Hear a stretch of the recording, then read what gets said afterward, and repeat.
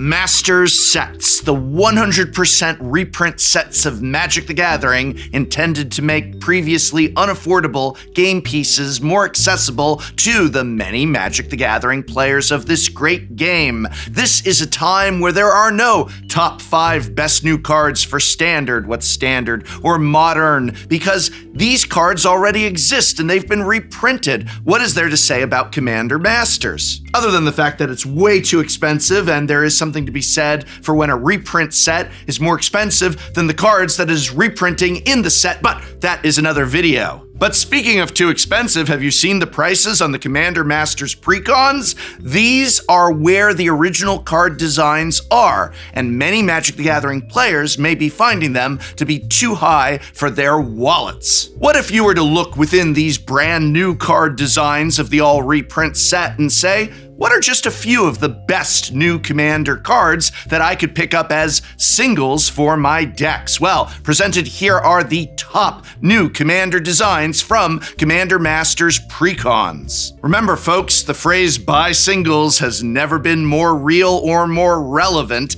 and now you might not even want to buy these precons, but just pick up the best new card designs. And what are they? Let's take a look. But first, do you love The Lord of the Rings? Then you should check out The Lord of the Rings Heroes of Middle-earth, a new free-to-download mobile collectible RPG for iOS and Android phones. Explore the most legendary stories of Tolkien's works, as well as some brand new ones. In this game, you are a traveler who has reached Middle-earth. Upon arrival, you find a previously unknown ring of power. You also find that things are not right. The timeline has been fractured. Chaos has created alternate paths in Tolkien's world. You must work with the narrator, Arundel the Mariner, to heal the rifts and restore the timeline to a single stream. This is a tactical turn-based squad builder where you get to collect and play with many characters from Middle-earth, both good and evil. Make your own fellowship and use awesome solo and team-up abilities that can change the course of the battle. A lot of the fun of this game is creating your favorite teams. Characters affect each other, making your attacks even more powerful. Legolas and Gimli are both good on their own, but when they team up, they do heavy damage to your foes. You can even battle with real-world friends. Join up with your guild and battle across the guild campaign with your allies in tow. Being in a strong guild means having stronger allies to rely upon. And you can download The Lord of the Rings Heroes of Middle-earth for free using the link in the description or by scanning the QR code with your phone. Thank you, Heroes of Middle-earth, for sponsoring this video. So what are the top 5 original Commander card designs for Commander Masters? Well, actually, let's begin with an honorable mention. Descendant's Fury. Descendant's Fury is a 4-mana red enchantment that reads, whenever one or more creatures you control deal combat damage to a player, you may sacrifice one. If you do, reveal cards from the top of your library until you reveal a creature that shares a creature type with the sacrificed creature. Put that card onto the battlefield and the rest on the bottom of your library. The ceiling on Descendant's Fury is gated by the fact that you can only sacrifice one of the creatures that you deal damage with. But even so, this is a very nice value engine for creature typal decks with a lot of enters the battlefield and or death triggers. Ideally, you're sacrificing low-value creatures or creatures who have already done their job by the time they deal combat damage. Alternatively, sacrificing a creature that you want in your graveyard, such as a dredge creature, can also be worth doing. Descendant's Fury is an inherently high variance card, but there are ways to mitigate potential feel-bads when deck building. Because it is difficult to control the creature you flip onto the field outside of scrying into something, or manipulating the top of your library in another way, you shouldn't be planning to hit any specific creature that's an important piece to your game plan off the top of your library. You want to build your deck in such a way that the creature you find off Descendant's Fury is good no matter what it does. Hence the value of enter the battlefield and death triggers. If you hit a huge creature, that'll be awesome. But ideally, you are happy with what you hit no matter the size of the creature that you find off Descendant's Fury. As a red card that asks your your deck to be built around a specific creature type, there are only so many decks where this card can go. Human decks that touch red will certainly love this card, as will goblins, and vampires will surely make good use of it, especially in a deck like Edgar Markov where you'll have plenty of expendable 1/1 vampire tokens. Dragon decks as well can probably find the value with Fury due to the high density of good hits, but it'll be harder to find fodder that you're happy to sacrifice to your Descendants Fury. If nothing else, Descendants Fury will be a ton of fun to play with. Who doesn't love spinning the wheel? Starting off our list proper at number 5 is slivers. Specifically Regal Sliver, a 3/3 sliver creature for 3 generic and 1 white mana. Regal Sliver's ability gives sliver creatures you control, when this creature enters the battlefield, slivers you control get +1/+1 until end of turn if you are the monarch. Otherwise, you become the monarch. With the release of this precon, Regal Sliver immediately becomes one of the best cards to include in any sliver deck. I know it's certainly going in mine. Not only does Regal Sliver itself give you the monarch when it enters play, but it means every sliver that enters play grants you the monarch. That means it'll be extremely difficult for you to ever lose the monarchy for long. Each turn you'll draw an additional card, meaning you're twice as likely to draw a new sliver to give you the monarchy back if you lose it on your opponent's turns. It's a good thing that Regal Sliver also gives you a bonus for slivers entering play when you're already the monarch, because you're going to be the monarch a lot as long as this thing remains in play. As is true for most of the new cards in the Commander Masters precons, Regal Sliver is a pretty narrow card. You can't just jam this in any white deck, but it's not as though Regal Sliver is only limited to exactly sliver decks. Changeling decks, such as those helmed by Morphon, the Boundless, will also appreciate access to the steady flow of monarchy that Regal Sliver provides. And thus this sliver card was able to make the list because it isn't just about slivers. There are non-sliver decks that can take advantage of it too. Slivers, is there nothing they can't do? Coming in at number 4 on our list is Jayas Phoenix, not to be confused with Chandra's Phoenix. Apparently, if you are a red fire mage, it is obligatory that you have a Phoenix. And Jaya's particular Pokemon Phoenix is a 3/3 Phoenix creature with flying and haste for 4 generic and a red mana. Although, as with most Phoenixes, Phoenixes? What's the plural of Phoenix? Its mana cost is largely irrelevant because whenever you cast a Planeswalker spell, you may return Jayas Phoenix from your graveyard to the battlefield. Whenever Jayas Phoenix deals combat damage to a player or Planeswalker, copy the next loyalty ability you activate this turn when you activate it. You may choose new targets for the copy. Jayas Phoenix is the best new card to come out of the largely disappointing Planeswalker Party precon. Planeswalkers just aren't that good in Commander, and this precon doesn't do much to solve the issue. That said, if any of the new cards from this precon do help make Planeswalkers better in this format, it's Jayas Phoenix. As an evasive, hasty threat that can cost 0 mana if you play your cards right, it should be easy for Jayas Phoenix to get a hit in every single turn, which means you should find yourself with a bonus Planeswalker activation every turn too. When playing with Jayas Phoenix, you really don't want to be casting it for full retail if you can avoid it. That means you're going to want good discard outlets, which fortunately isn't too difficult to accomplish in red decks. After all, the preeminent self-discard spell, Faithless Looting, is a red card. There are also a reasonable selection of good Planeswalkers that are built-in discard outlets. Teferi, Master of Time, Duretti, Scrapped Savant, Dak Faden, Nahiri, the Harbinger, and Tezzeret, Betrayer of Flesh, to name only a few. Arguably, the best home for Jayas Phoenix isn't even precisely a Planeswalker's Matter deck. It's in a red deck that happens to have a Planeswalker as a commander, such as a favorite of mine, Duretti, Scrapped Savant, or favorite of seemingly every single one of my friends, Lord Windgrace. Getting an extra activation out of your commander every turn is extremely valuable. Plus, if you have a Planeswalker in your command zone, you'll never run the risk of drawing Jayas Phoenix when you don't have a walker to boost with it. Jayas Phoenix is an awesome card and a much needed boost to the Planeswalker card type in Commander.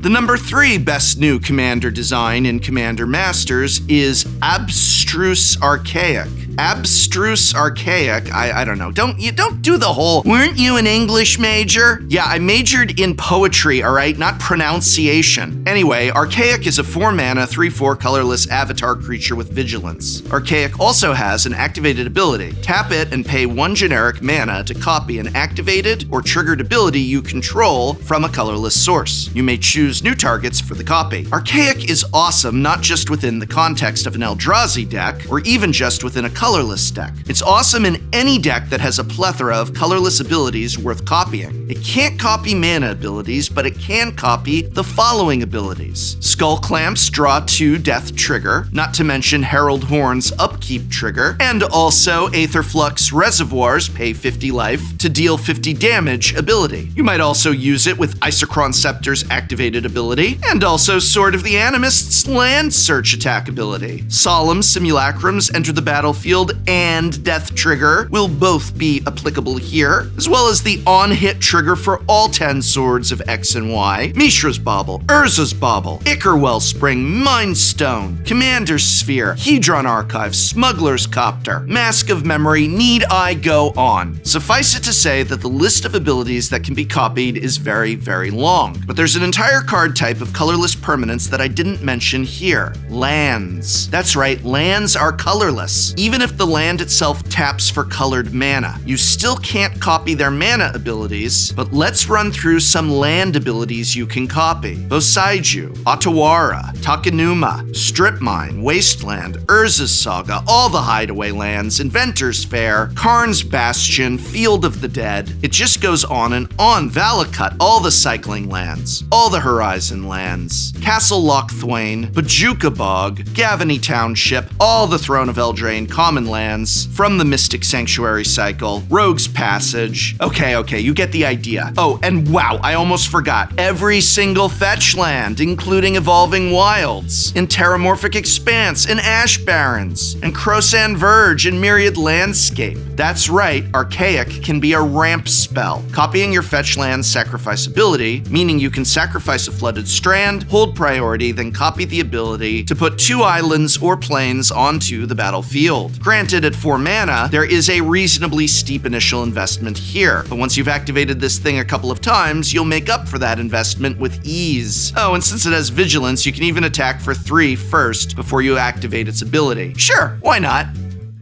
But there are 2 brand new designs for Commander that stand out above all the rest. What are they? Coming in at number 2, we have...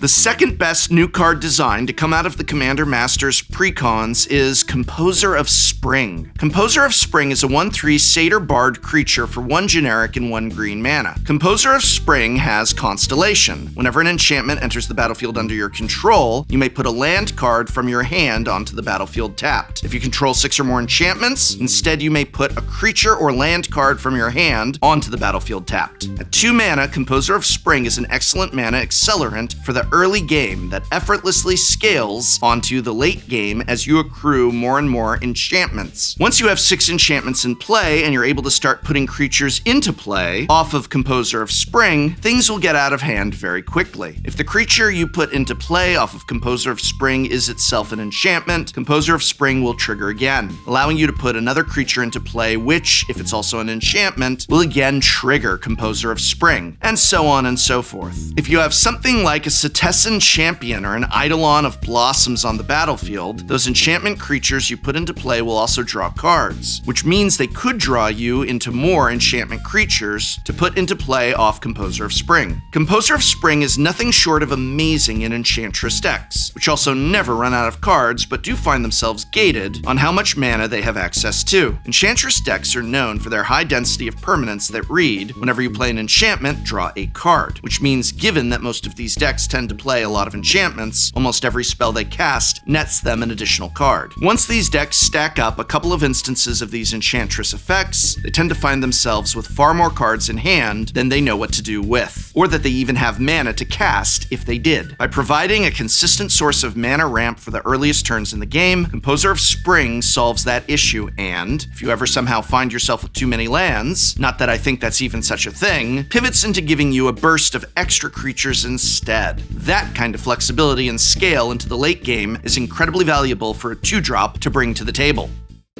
So what is the #1 new card design from Commander Masters Precons for the 99? The one card that should be on Commander players' radars who are looking to just buy singles? Well,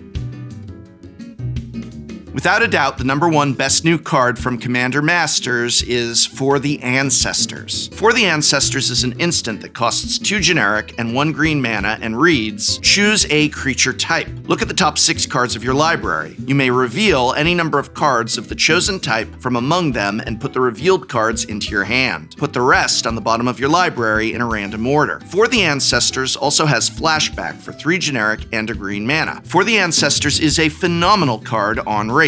3 mana to draw as many as 6 cards at instant speed is awesome enough on its own, but the fact it has flashback means it gives twice the value it otherwise would. What's more, unlike many of the new cards from the Slivers deck, this card is not limited to just Slivers. You can play For the Ancestors in any Commander deck built around a specific creature type. Now, granted, you're not going to hit 6 creatures every time you cast For the Ancestors, but if you even draw 3 creatures off of this card, it's a good rate, and each additional creature you find on top of that makes the card exponentially stronger. And again, this is before you even cast it for its flashback cost. If there's one downside to For the Ancestors, it's that it's not itself a creature. The bar for non-creature spell in a deck built around having a critical mass of critters is actually quite high, generally reserved for extremely efficient removal spells, like Swords to Plowshares, or non-creature permanents that provide value too good to pass up, like Elven Chorus or Vanquisher's Banner. For the Ancestors is a strong enough card, though, that it clears that high bar with ease, especially for a creature type like Elves that are great at generating spare mana. The burst of card advantage that For the Ancestors provides for the very modest mana investment is enough to take you from out of gas to fully in the driver's seat anytime you draw it. It's an excellent way to rebuild after a sweeper, which creature strategies are often weak to. Indeed, you can even rebuild again after a second sweepers thanks to its flashback mode. Have I mentioned that this card has flashback enough yet? I expect For the Ancestors to be an easy staple in any green-based creature typal strategy. If you love flooding the board with little guys, then For the Ancestors is the card draw spell for you. You know, there are lots of ways to engage with this game, and one of the great things about Magic the Gathering is that we, as players, can determine how we engage with it. You do not necessarily need to buy all or any of these brand new, highly priced Commander Precons. Even if they turn out to be worth it, it may not be where you want to spend your money. Maybe you want to pick up a few of the singles. Maybe you want to take just $45 and put together your own Commander Precon using one of our designs. Maybe you want to play Pauper. Hey, did they downshift some of the rares and uncommons to common, making them Pauper legal? Maybe I need to take a look at that. But whatever you want to do, remember, if you are having fun, if you are enjoying yourself, then you're playing this game right. And now I want to hear from you. What are your picks for the best new cards for the 99 from these Commander Precons? How are you going to be engaging with Commander Masters? Let me know in the comments below. Hey, thanks once again to Heroes of Middle-earth for sponsoring this video. Check out Lord of the Rings Heroes of Middle-earth now, a free download mobile game that's for the iOS and Android phones. It's a collectible RPG that lets you explore the most legendary stories of Tolkien's works, as well as some brand new ones. Check it out now. All you have to do to download the Lord of the Rings Heroes of Middle-earth for free is by using the link in this description or scanning the QR code with your phone. Thank you, Heroes of Middle-earth, for sponsoring this video.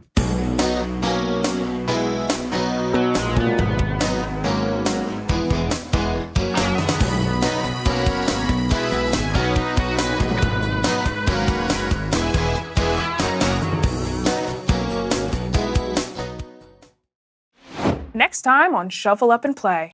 Today, it's something new with someone old. I've brought the gang back together to bring in their new Commander decks. Yeah, my name is Lexi, otherwise known as Black Girl Mage. I have brought Kyler. My name is Voxy. I brought Yarick the Desecrative. I, of course, am playing a brand new deck that I just got in the mail. It's Secret Lair Heads I Win, Tails You Lose. I'm Amy the Amazonian, and I'm playing Xanathar. And I'm not playing my deck, I'm playing yours. How this is gonna work is I'm just gonna take a peek here. I don't even get to see. you don't get to see. Oh, cool, Hornet Queen.